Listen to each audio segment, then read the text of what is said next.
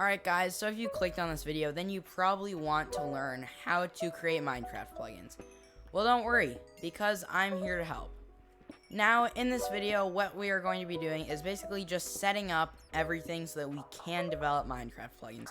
Because you guys can't just open up a program and instantly be able to develop plugins. There's a little bit more to it than that.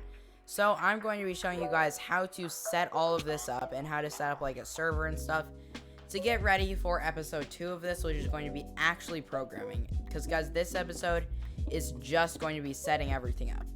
So I hope you guys enjoyed this video. If you guys haven't subscribed yet, consider doing so because it's free and helps out the channel. Guys, I worked pretty hard on this video, so again, if you do enjoy it, then consider subscribing, leave a like, and comment because it shows your support and helps more people learn plugins. But yeah guys, with that intro out of the way, let's jump into the video.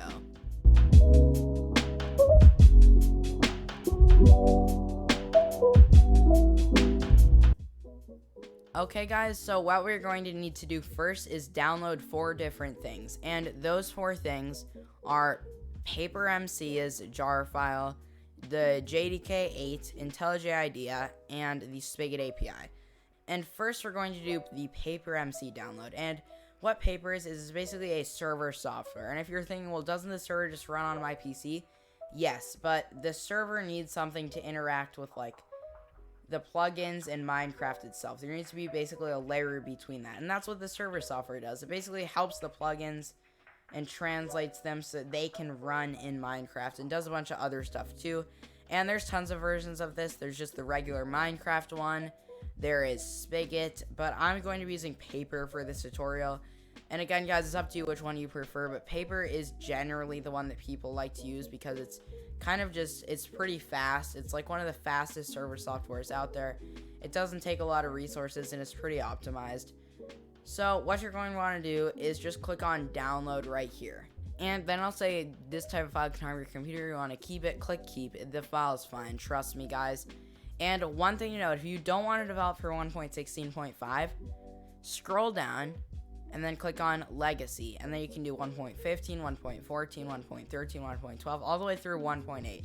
And if you're wondering why your version's not there, like let's say 1.8.9, that's because there's no change on the server side from 1.8.8 to 1.8.9, so they figured why update it to 1.8.9 when we could just keep the same thing and it would make no difference. But anyways, once you've downloaded your Paper file that you're going to be using, just drag it onto your desktop just like that. And so next up, we're going to need to download the JDK8. So go to this web page and then scroll down and find your system's version. So for me, it's Windows x64. If you're on a 32-bit system, Windows x86. If you're on Mac OS, then Mac OS, Linux. Just download the correct file for your distro of that. But basically, I'm on Windows x64, so I'm just gonna click download right here, and then you have to check this box and actually create an account on Oracle. So once you've clicked on that download button after you've checked it, it'll bring you this account sign thing. Just create an account right here, and then hopefully it'll let you download it. You might have to sign it again after you create it, but once you've created one, it'll let you download it. I don't like that it makes you create one, but you kind of have to do it. But just like that, it has downloaded it, so I'm just going to click on keep, and then take this and drag it to my desktop, just like that. And I'm going to close out of this tab and go to the IntelliJ IDEA website. And basically, once you're here, there are 3 versions of this. There's Windows, Mac, and Linux. Just make sure you download the right version because you're going to need to download the community version, not the ultimate one. This one's only a 30-day trial. This one's free and open source for good, so yeah, unless you want to pay for it to get extra features that we won't even be using, then I would recommend just going with the community version. Now, one thing to note is if you are on the new Macs, then make sure that on this community one, you selected the Apple Silicon version. Download the exe file right here, and it'll start my download. And depending on the speed of your internet, it should be a relatively quick download, but I have semi-fast internet, so I don't know, although this file, there we go, Chrome was just being weird. But now that it's downloaded, just drag it to your desktop, And then you can close out of this tab and go to the final tab, which is repository snapshots org spigot mc spigot API. And what the Spigot API does is it basically allows you to develop for Minecraft plugins. Because without it, it'd just give you tons of errors and you wouldn't be able to develop for Minecraft at all. So scroll down and then find your version of Minecraft that you're developing plugins for. So for me, it's 1.16.5, but just find your version if it's 1.8.9 or 1.8.8, just like that. If it's 1.9, choose that one, but I'm going to be choosing 1.16.5, just like this. And then scroll down on this page until you see a .jar, just the closest .jar file, and then click on it and it'll download. Click keep, and then just drag it to your desktop. Alright, so now that we have all of the files downloaded, what we're going to need to do is actually create one folder. So right click, new folder, and call this plugins. And I'm making this on my desktop, but you should make this in the folder that you want to create your plugins in. It doesn't have to be on the desktop. You can drag this folder, or you can just make the folder in that location. So if I wanted it to be on like my D drive instead of C, then I would just make the folder there. But I'm going to just make it on my desktop for now, and then just double click the folder to open it. And then inside this folder, right click, new folder, and then make a folder called API, just like that. And you can make it lowercase, uppercase, doesn't matter the name of it. Just make it called something like API so that you know that this is the Spigot APIs folder. And in here, just drag in your Spigot API. Right click on the API and click rename, and then just delete all this because you don't need it. It just makes it simpler, because that way it's not just like a super long name. But anyways, once you have that renamed, go back to the plugins folder and then create one more new folder called server. And in here is going to be our Minecraft server, so double click on it and drag in this paper 1.16 or whatever version it is file, and then just rename it to server, because that'll make it so much easier. Double click on this and then let it create some folders. And so just like that, it's created these four things. It's created cache/cache, whatever you want to call it, logs, EULA, and server.properties. And server.properties is pretty important, but we're not going to get into that in this video. Right now, we're just going to double click on this EULA file and then change this false right here to true so that it knows that you've accepted it. Do Control S and close out of that. And then what you're going to want to do is open up a text editor. So I'm going to use Notepad. You can use whatever you want. And then type in the following command: java-xmx, and then the amount of RAM that you want your server to use. So for me, I'm going to do 6G because I have 16 gigs of RAM in my system, and 6 gigs of RAM for a Minecraft server, especially with just one plugin, is more than enough. Unless you're going to have tons of plugins, just do like half of your system's RAM. But if your system has like 8 gigs of RAM in it, then I would only do like 4 instead of 6. 4 is still going to be good enough. But I'm going to do 6G. Just choose what you think would be good for your system. I would say between 2 and 6 gigs is plenty of RAM. You could run this on 1 gig of RAM too, and it would likely run, but you want to have some headroom. So 2 to 6, as much as you can do, as long as it's not over half of your memory. But then next, press space and then do -jar so that we can pass in a jar file, and then server.jar, and then type in no GUI. And basically what that's going to do is make it so that it won't open up this custom thing that Minecraft plugins have, and it'll just open up the command prompt, and then the command prompt will act as your console. But anyway, then press enter and type in pause. That'll stop at the end, and then you can just press a key to exit the command prompt, and you don't have to like do a bunch of other stuff like closing it, because I'm too lazy to close something. I don't know about you guys, but I would much rather just press one key.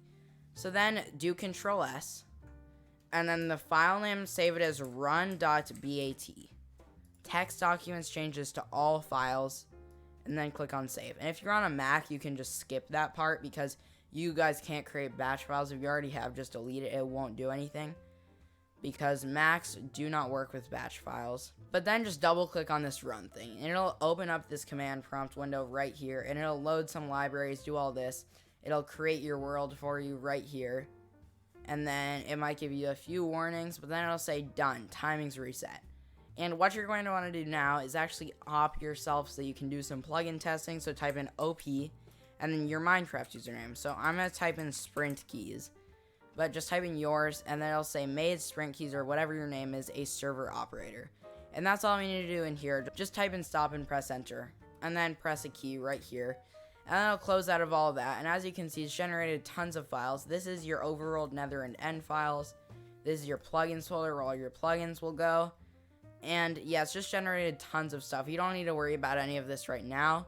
Just close out of this. Alright guys, so the next thing that we're going to want to do is install JDK right here. So double click on this jar file, and then it'll probably ask you for a password. Just enter that, or if it doesn't, just click on yes. And then it says this tutorial will guide you through the installation process for the JDK 8 update 281. Click next, and then it'll just install it. And then right here, click next, and then it'll install Java, so just give it a second.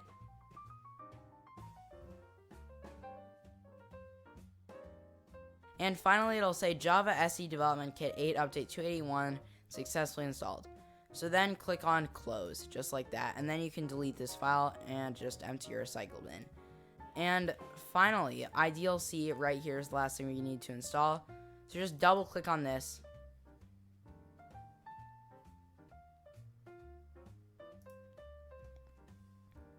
And it'll say welcome to IntelliJ IDEA Communication Setup, next. And then this won't come up for you guys, but just click next. And just keep clicking next until you come up to this page. And then if you want it to be on your desktop, 32 or 64-bit launcher, I don't need it on my desktop because I can still easily access it. But if I did, I'd just check that, or if I was on 32-bit Windows, I'd just check that. But then I'm just going to click next, and then you just click install. Since I already have this installed, though, I'm not going to install it, but I'm just going to delete that file. And for you guys, it would just install, and you guys wouldn't want to open it yet, but just install it. If you do open it, that's fine. Just close out of it, and then you're good. And so now what you guys want to do is open up IntelliJ IDEA. So IntelliJ, and then it should come up with a window just like this when you open it. And then what you're going to want to do is click on New Project, just like that. And then right here, just click Next, Next. And then your project name, what you're going to want to do for this is title it the name of your project. So I'm going to call my plugin tutorial, but if you want to call your plugin something different, just put a name for it there.